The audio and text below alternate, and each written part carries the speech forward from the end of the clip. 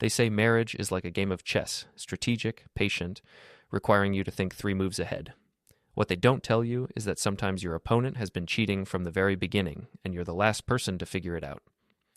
My name is Elliot Grady, and I'm an IT consultant who fixes other people's broken systems for a living. Turns out I should have been paying more attention to the broken system in my own house. The first clue came on a Tuesday evening in October. I'd finished debugging a server crash for a law firm downtown and decided to surprise Vanessa with takeout from that Thai place she loves. Our house sits on Maple Street, one of those neighborhoods where the American dream went to get a little shabby around the edges. The kind of place where everyone knows everyone else's business, except apparently I didn't know my own. I pulled into our driveway at 6:30, earlier than usual. The living room lights were on, and I could hear voices through the thin walls. Vanessa's laugh, that bright musical sound that first made me fall for her 8 years ago, mixed with a deeper voice I recognized immediately. Kevin Yates, my best friend since college, my groomsman, the guy who'd helped me move furniture into this very house 3 years ago. I stood on my own front porch, holding containers of pad thai, and listened to my wife giggle like a teenager. Nothing necessarily wrong with that, except Vanessa hadn't laughed that way with me in months. These days, our conversations revolved around mortgage payments, her marketing job stress, and my apparently endless collection of character flaws. The smart move would have been to walk in, say hello, and pretend everything was normal. Instead, I crept around to the kitchen window like some kind of suburban spy. Through the gap in our yellow curtains, I watched Vanessa lean against our kitchen counter while Kevin stood maybe 6 inches too close for a married woman and her husband's best friend. Elliot never has to know, Kevin was saying, his voice low and conspiratorial. Vanessa nodded, tucking a strand of her auburn hair behind her ear. He's so wrapped up in his computer work anyway. Sometimes I think he'd rather troubleshoot code than talk to me. That stung, mostly because it wasn't entirely untrue. But hearing her say it to Kevin in that tone made something cold settle in my chest. I backed away from the window and walked around to the front door, making sure to jingle my keys loudly before entering. "Honey, I'm home," I called out like some sitcom husband. "In the kitchen." Vanessa's voice was bright and normal, no trace of the intimate tone I'd heard moments before. Before we deeper into this story, I have one small request. Please subscribe, drop a like, comment, and hit that hype button to boost this channel so more people can discover these incredible Reddit stories. I found them standing on opposite sides of the kitchen island now, a respectable distance apart. Kevin had his hands shoved in his pockets, and Vanessa was wiping down counters that already looked clean. "Hey, El," Kevin grinned, all teeth and practice charm. "Just stopped by to see if you wanted to grab a beer this weekend." "Sure," I said, setting down the takeout bags. "What were you two talking about? I heard voices from outside." "Oh, just work stuff," Vanessa said quickly. "Kevin's company is looking for a new marketing consultant, and I was giving him some advice." Kevin nodded along. "Yeah, boring business talk. You know how it is." I knew how it was, all right. I also knew that Kevin worked in pharmaceutical sales and Vanessa specialized in restaurant marketing, so their professional overlap was roughly equivalent to a fish consulting on mountain climbing techniques. But I smiled and nodded like the trusting husband I was supposed to be. "Well, don't let me interrupt. Kevin, you staying for dinner?" "Nah, I should head out," he said, already moving toward the door. "Thanks for the advice, Vanessa. I'll let you know how it goes."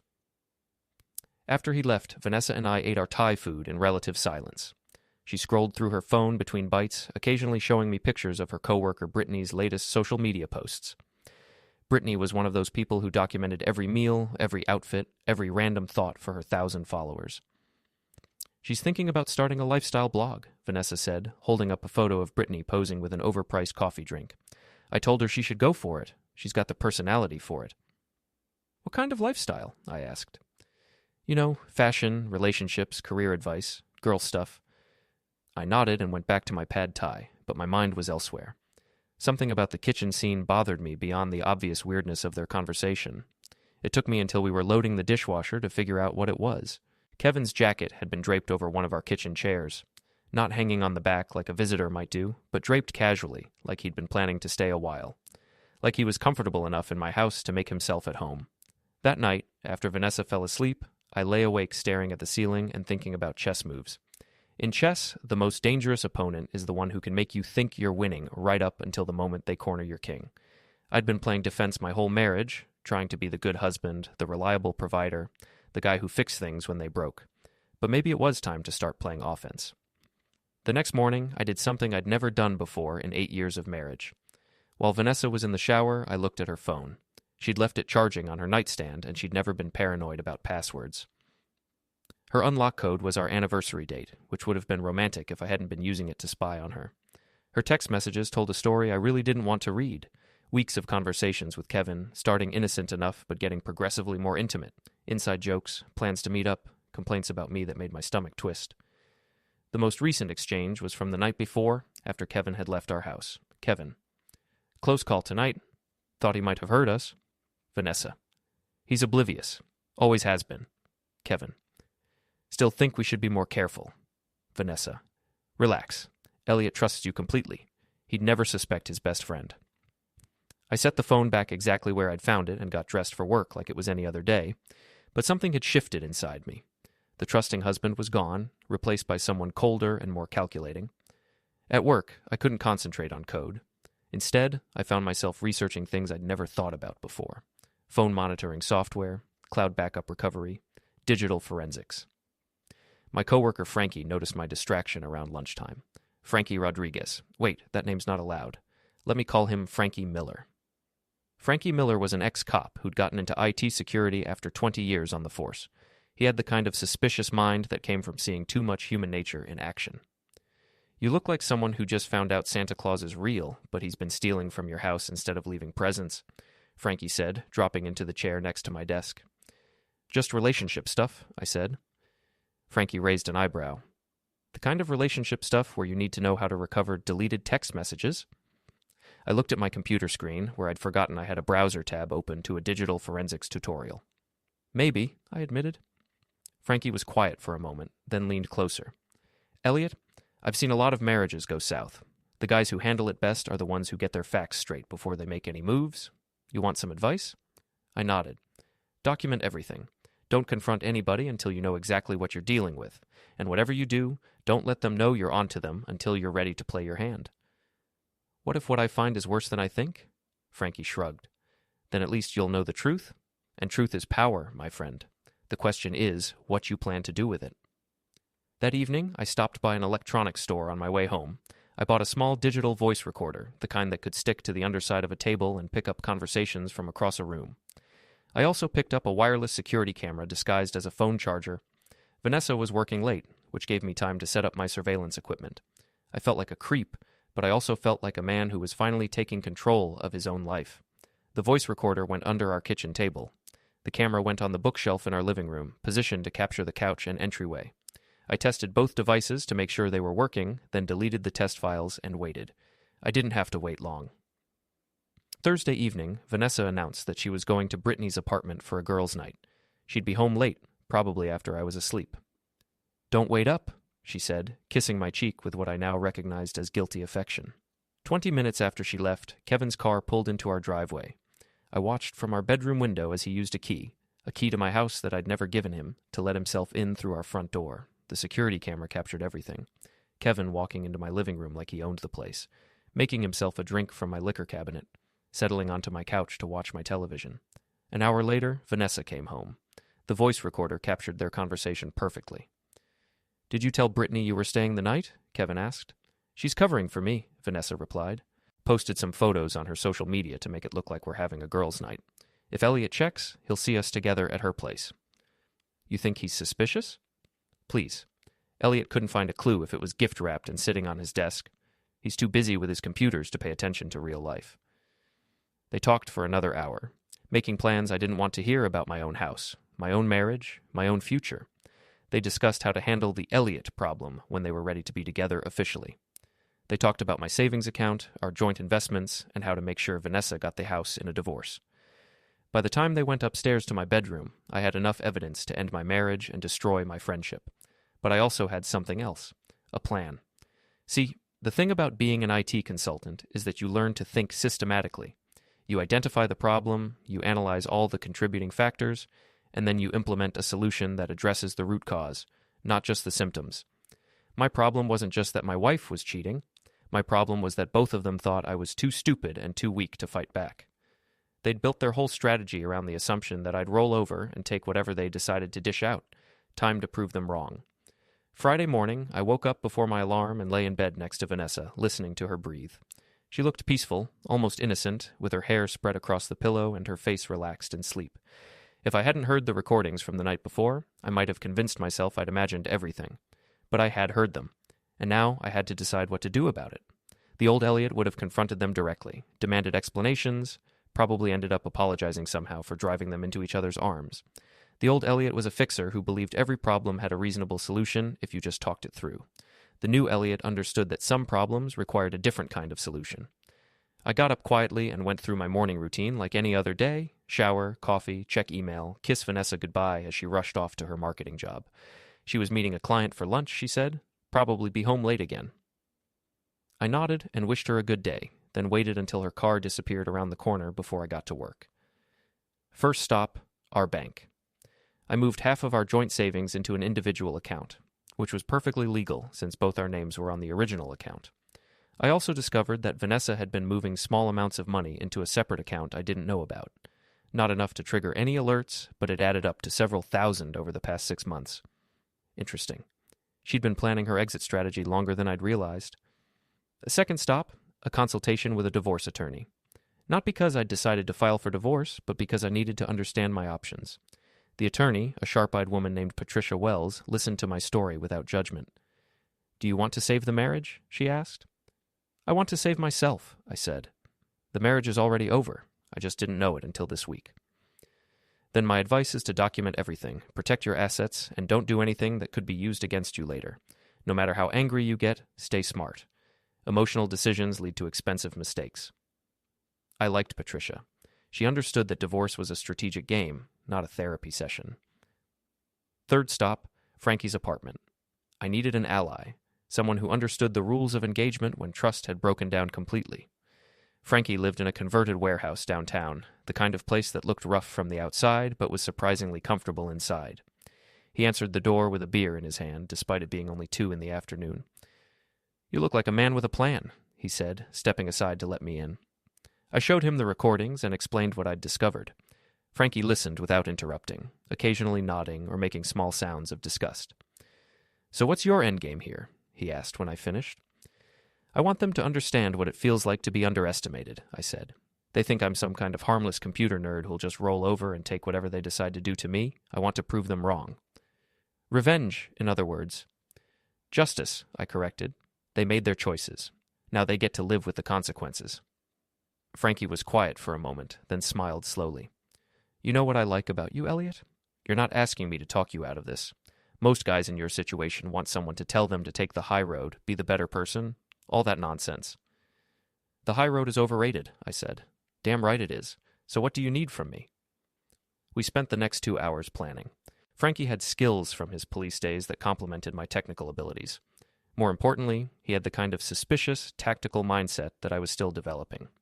"The key is to control the narrative," he explained. "Right now, they think they're writing the story. Cheating wife, oblivious husband, tragic but predictable ending. You need to flip the script." "How?" "By making sure everyone else sees what you see. They're counting on this staying private until they're ready to go public on their terms. Take that control away from them." That evening, Vanessa came home with takeout Chinese food and a guilty smile. "Thought we could have a quiet night in," she said, unpacking containers of lo mein and sweet and sour chicken. "Sounds perfect," I said. "How was your day?" "Oh, same old stuff. Meetings, client calls, the usual chaos." She was a good liar. If I hadn't known better, I would have believed her completely. She asked about my day, listened to my made-up stories about server crashes and software updates, even laughed at my jokes. It was almost like the early days of our marriage, when we actually enjoyed each other's company. Almost. After dinner, she curled up next to me on the couch to watch a movie, some romantic comedy she'd been wanting to see. I put my arm around her and tried to remember what it felt like when that gesture was natural instead of strategic. "I love you," she said during a quiet moment in the film. "I love you, too," I replied automatically. And the terrible thing was, part of me still meant it. Even knowing what I knew, even planning what I was planning, I still felt something for the woman I'd married. Not enough to forgive her, but enough to make this whole situation hurt in ways I hadn't expected. Saturday morning brought our weekly ritual. Game night at the Boardroom, a cafe downtown that specialized in coffee, craft beer, and tabletop games. We'd been going there almost every Saturday for 2 years, usually with Kevin and whatever woman he was dating, plus a rotating cast of friends and acquaintances.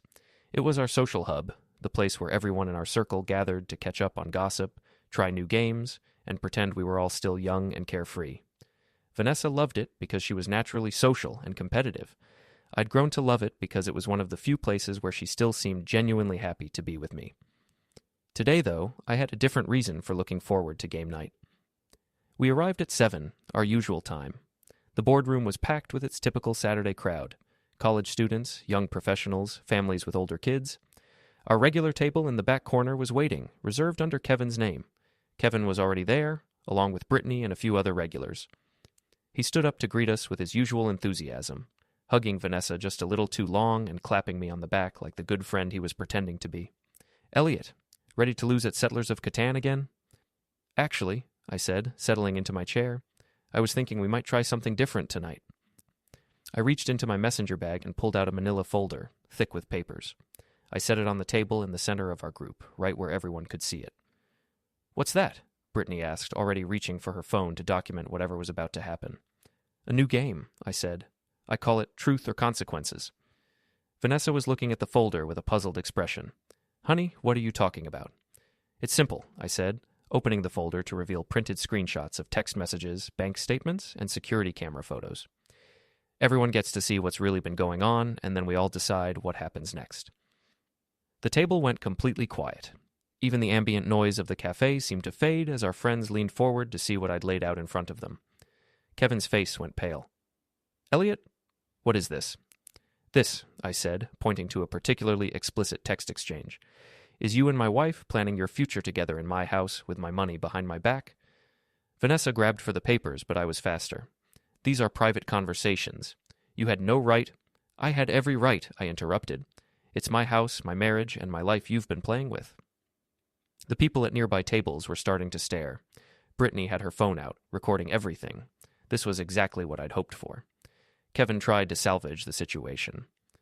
"Look, this is all a misunderstanding. Maybe we should talk about this privately." "No," I said firmly. "We're going to talk about it right here, right now, in front of everyone. Because that's what you get when you decide to make a fool out of someone. You get to be embarrassed in public." "Elliot, please," Vanessa said, her voice breaking. "Can we just go home and discuss this like adults?" "Adults?" I laughed, and it came out harder than I'd intended.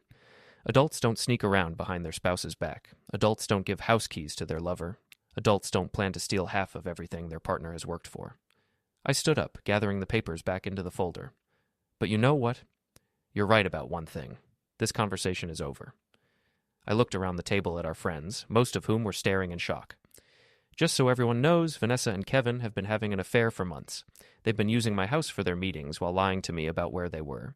They've been planning to divorce me and split my assets. And they've been laughing about how stupid and trusting I am." Brittany was still recording, her eyes wide with the kind of excitement that comes from witnessing prime social media content. "The game is over," I continued. "At least the game where I pretend not to know what's happening in my own life.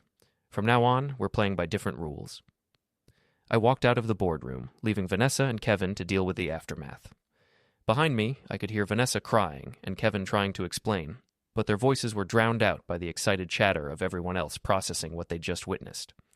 My phone started buzzing before I reached my car. Text messages, missed calls, social media notifications. Word was already spreading. Good, let it spread. Let everyone know exactly who they were dealing with. The old game was over. The new game was just beginning. Sunday morning, I woke up alone. Vanessa's side of the bed was empty, her pillow cold. I found a note on the kitchen counter written in her careful handwriting. "Staying at Brittany's until we can talk like civilized people. What you did last night was cruel and unnecessary. Call me when you're ready to apologize." I crumpled up the note and threw it in the trash. Then I made coffee and checked my phone. 17 missed calls, 43 text messages. My social media accounts were blowing up with friend requests, comments, and private messages from people I hadn't heard from in years. Apparently, Brittany's recording from the boardroom had made its way onto several platforms overnight. Most of the messages were supportive, which surprised me. I'd expected people to think I was the villain in this story. Instead, I was getting comments like, "Good for you, man," and "She had it coming," and "Kevin always seemed like a snake." Interesting. Maybe I wasn't as alone in this as I'd thought.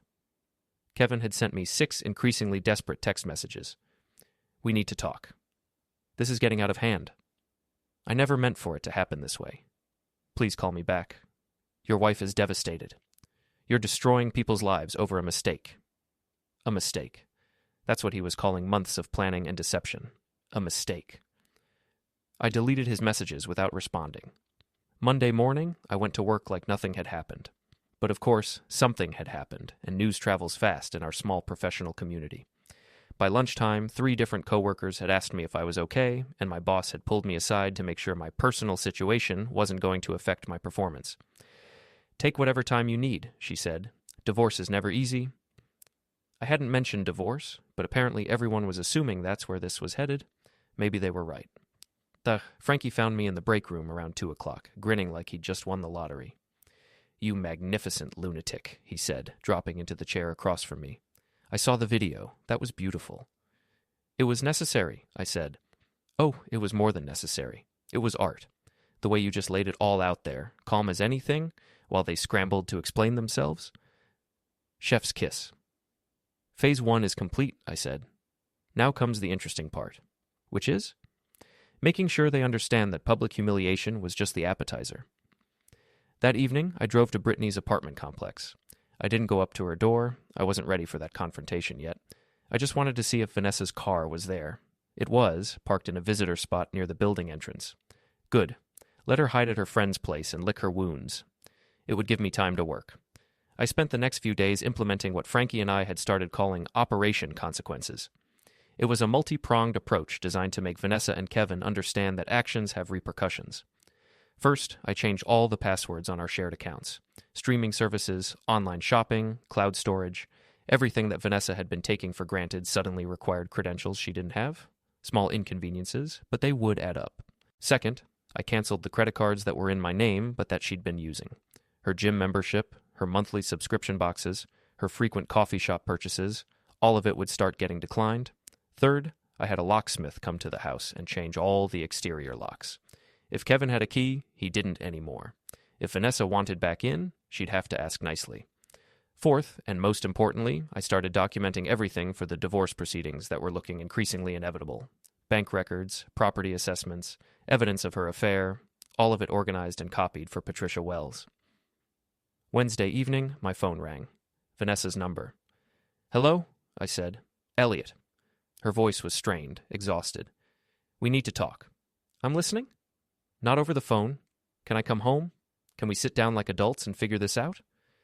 This is your home too, I said. But I changed the locks. Silence for a moment. Why would you do that? Because Kevin had a key to my house and I didn't give it to him, which means you did, which means I don't know who else might have access to my property. That's not why I gave him a key. I know exactly why you gave him a key, Vanessa. The question is whether you're ready to have an honest conversation about it. Another pause.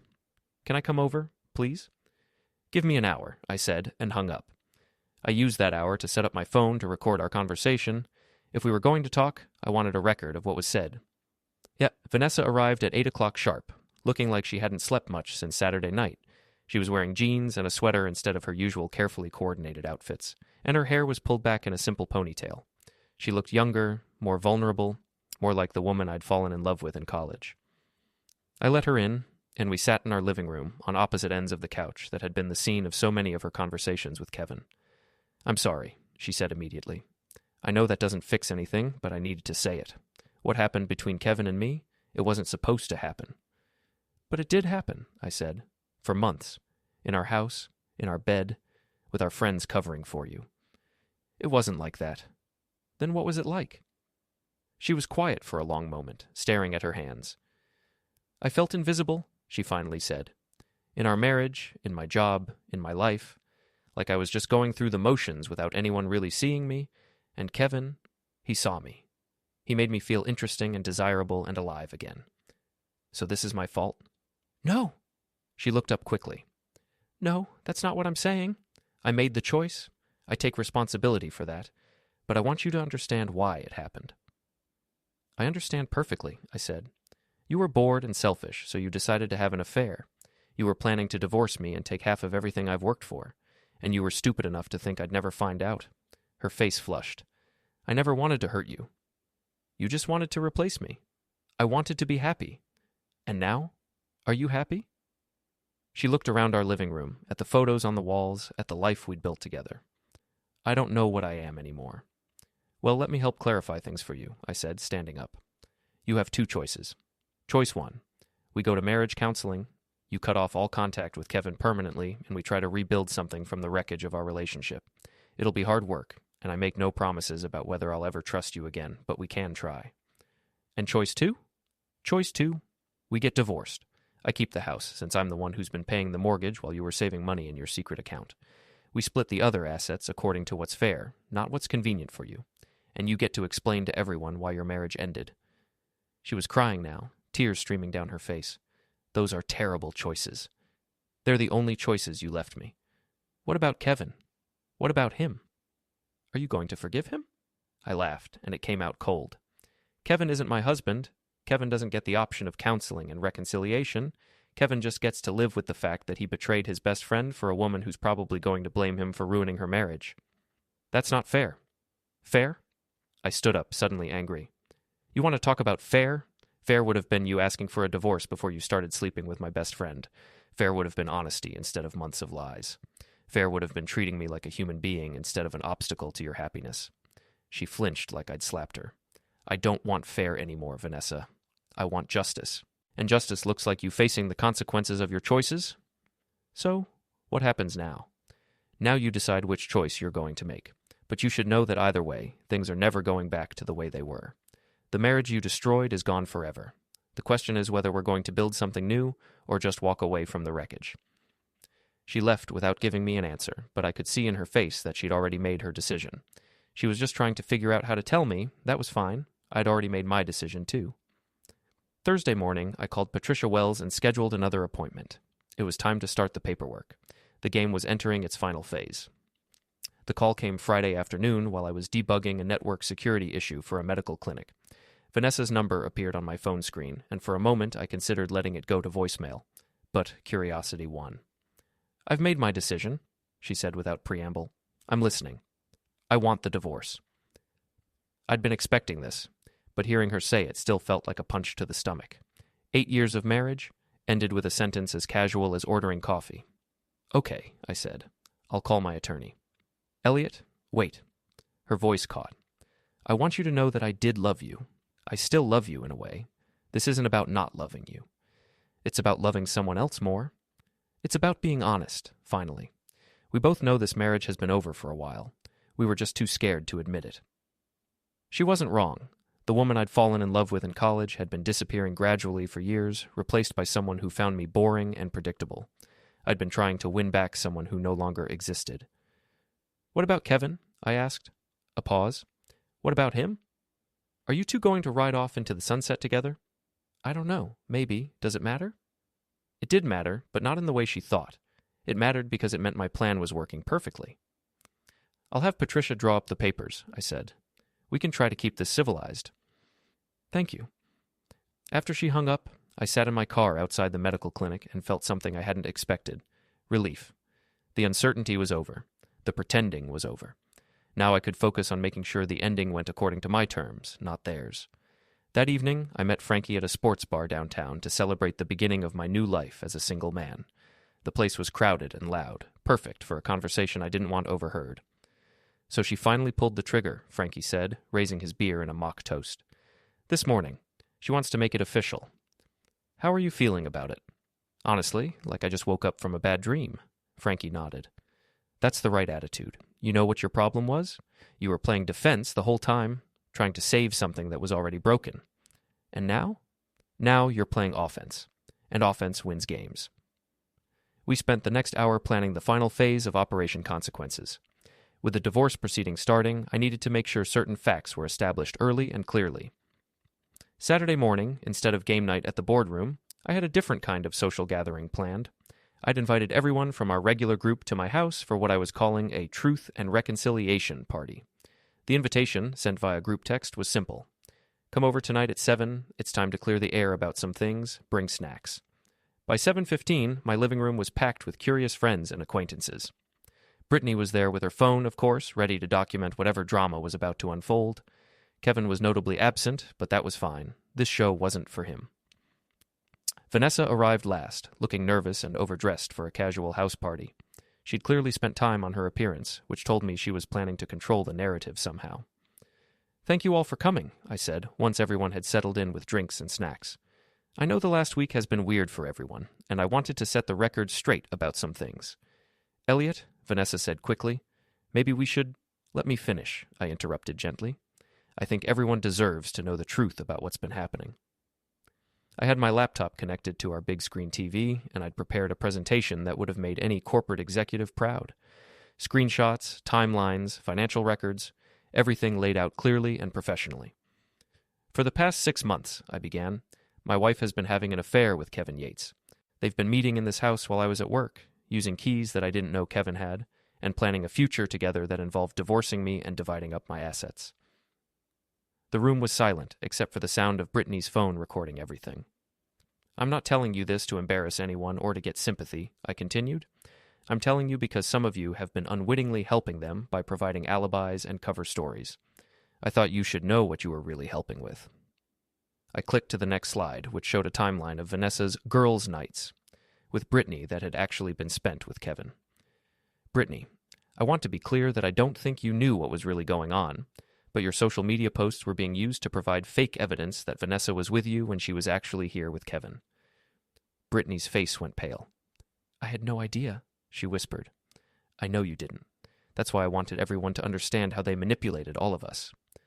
I clicked through a few more slides showing financial records and text message screenshots. Nothing too explicit or private, just enough to establish the pattern of deception. "The reason I'm sharing this," I concluded, "is that Vanessa and I are getting divorced. It's going to be messy and unpleasant, and probably some of you will have to choose sides. I want you to make that choice based on complete information, not on whatever story you might hear from other sources." Vanessa stood up abruptly. "I don't have to listen to this," she said, her voice shaking with anger and embarrassment. "No, you don't," I agreed, "but everyone else deserves to know the truth." She looked around the room at our friends, most of whom were avoiding eye contact. "You're all just going to sit here and let him humiliate me like this?" "You humiliated yourself," said Janet, one of our neighbors. "Elliot's just making sure we all know about it." Vanessa grabbed her purse and headed for the door. "This isn't over," she said to me. "Yes, it is," I replied calmly. "It's been over for months. You just didn't bother to tell me." After she left, the party continued for another hour. People asked questions, shared their own suspicions about Vanessa and Kevin's behavior, and generally made it clear that I had their support. It was exactly the outcome I'd hoped for. Brittany stayed after everyone else left, looking guilty and confused. "I'm so sorry," she said. "I really didn't know what she was doing. I thought I was just helping a friend have some space to figure out her marriage." "I believe you," I said. "But I need to ask you something. Are you planning to stay friends with Vanessa through all this?" Brittany was quiet for a moment. "I don't know. I feel like she used me, Made me part of her lie without telling me what I was really doing." "She did use you. The question is whether you're going to let her keep doing it." "What do you mean?" I showed her some of the text messages I hadn't shared with the group, ones where Vanessa had complained about Brittany's neediness, her social media obsession, her desperation for attention. Messages where she'd mocked Brittany's lifestyle blog aspirations and called her useful but exhausting. Brittany's face went through several emotions as she read: hurt, anger, and finally determination. "She really said all this about me?" "She did, while you were helping her cheat on her husband." "That witch," Brittany muttered, then looked up at me with a new expression. "You know what? I think my followers would be very interested in hearing the real story about Vanessa Grady." "That's up to you," I said. "But if you do decide to share your perspective, make sure you stick to facts. The truth is damaging enough without embellishment." Brittany left with a determined look that told me Vanessa's social media problems were just beginning. Sunday morning, I woke up in my empty house and felt something I hadn't felt in months. Peace. No more wondering where Vanessa really was. No more pretending not to see the lies. No more trying to hold together a marriage that had been over long before I was ready to face it. My phone had several missed calls from Kevin, but I wasn't ready for that conversation yet. Let him sweat for a while longer. Instead, I called Patricia Wells to discuss the divorce timeline and strategy. With all the evidence I'd gathered, she was confident we could get a favorable settlement quickly. "Your wife's attorney is going to advise her to settle," Patricia said. "Fighting this in court would just mean more of her private business becoming public record." Good, I said. I want this over as soon as possible. What about your feelings toward her? Any chance of reconciliation? I thought about that question seriously. Despite everything, part of me still missed the woman Vanessa had been when we first got married. But that woman was gone, replaced by someone who could lie to my face for months without flinching. No, I said finally. Some things can't be fixed. They can only be ended cleanly. Monday morning brought news that Kevin had been fired from his job. Apparently, someone had sent his company's HR department evidence of his affair with a coworker, along with documentation of how they'd been using company resources to facilitate their relationship.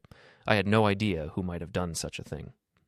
Tuesday, Brittany's social media posts about fake friends and people who use you started getting serious traction. She never mentioned Vanessa by name, but she didn't need to. Everyone in our social circle knew exactly who she was talking about.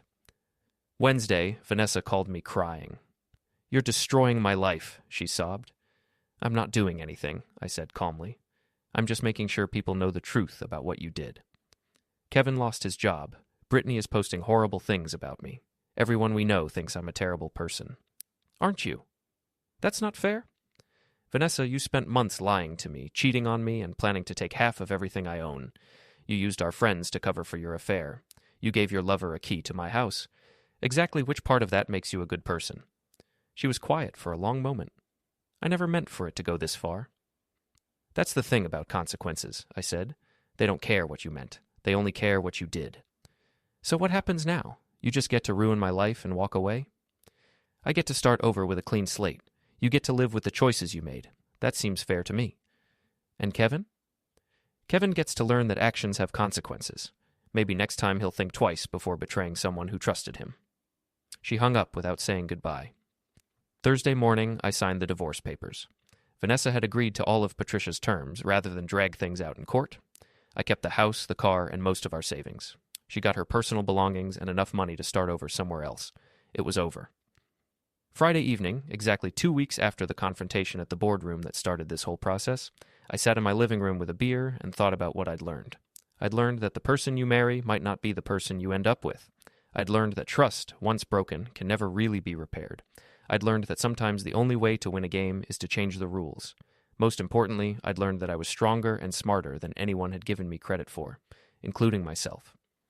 My phone buzzed with a text message from Frankie. "Drinks tonight to celebrate your freedom?" I typed back, "Absolutely, I'm buying." As I got ready to go out, I looked around the house that was now entirely mine. Tomorrow I'd start thinking about what came next. Maybe I'd redecorate. Maybe I'd sell the place and move somewhere new. Maybe I'd start dating again, though that seemed like a distant possibility. Tonight, though, I was just going to celebrate the fact that I'd played the game better than anyone expected. I'd been underestimated, betrayed, and written off. And I'd won anyway. The night we played for keeps was over. The rest of my life was just beginning,